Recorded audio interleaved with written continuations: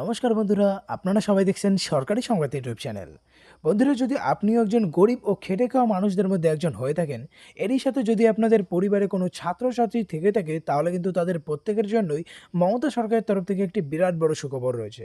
হ্যাঁ বন্ধুরা, মমতা সরকারের নতুন সুখবর অনুযায়ী এবার কিন্তু প্রত্যেকটা গরিব ঘরের ছাত্রছাত্রীরা 10 লক্ষ টাকার একটা আর্থিক সুবিধা পেয়ে যাবে। তবে এই সুবিধাটা পেতে হলে কিন্তু আপনাদের কিছু শর্ত পালন করতে হবে। এছাড়াও ছাত্রছাত্রীদের ও তাদের পারিবারিক কিছু যোগ্যতা থাকতে হবে, যেটার ভিত্তি করে কিন্তু প্রত্যেকটা ছাত্রছাত্রী এই 10 লক্ষ টাকার সুবিধা নিতে পাবে সরাসরি রাজ্য সরকারের তরফ থেকে।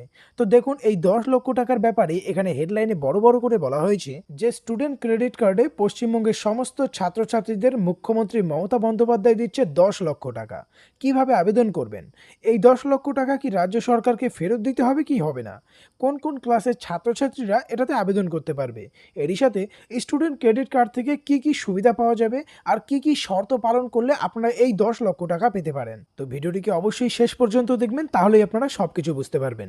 তবে বন্ধুরা, তার আগে যদি আপনারাও এই 10 লক্ষ টাকার সুবিধা আপনাদের ব্যাংক অ্যাকাউন্টে পেতে চান, তাহলে কিন্তু সবার প্রথমেই এই ভিডিওটিকে একটি লাইক করে দেবেন। এরই সঙ্গে লাল রঙের সাবস্ক্রাইব বাটনে ক্লিক করে বেল নোটিফিকেশনটা অল করে দেবেন। তো এখানে দেখুন, প্রথমেই কিন্তু সবথেকে গুরুত্বপূর্ণ বিষয়টা নিয়ে বলা হয়েছে যে আবেদন করার জন্য কি কি ডকুমেন্টস লাগবে।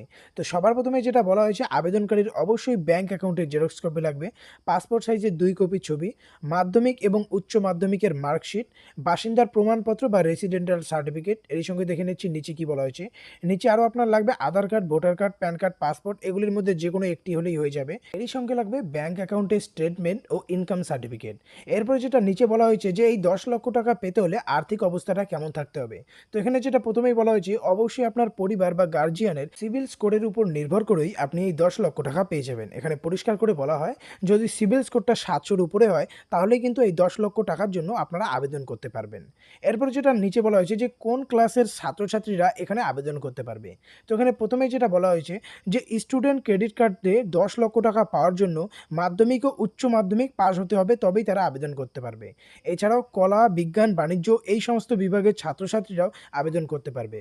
এরই সঙ্গে এখানে আরও বলা হয়েছে যে উচ্চশিক্ষা চালিয়ে যাওয়ার জন্যও কিন্তু 10 লক্ষ টাকার লোন তারা নিতে পারবে। এরপর নিচে যেটা বলা হয়েছে যে পশ্চিমবঙ্গে অবস্থিত যে কোনো সরকারি শিক্ষা প্রতিষ্ঠান থেকে ছাত্রছাত্রীরা আবেদন করতে পারবে।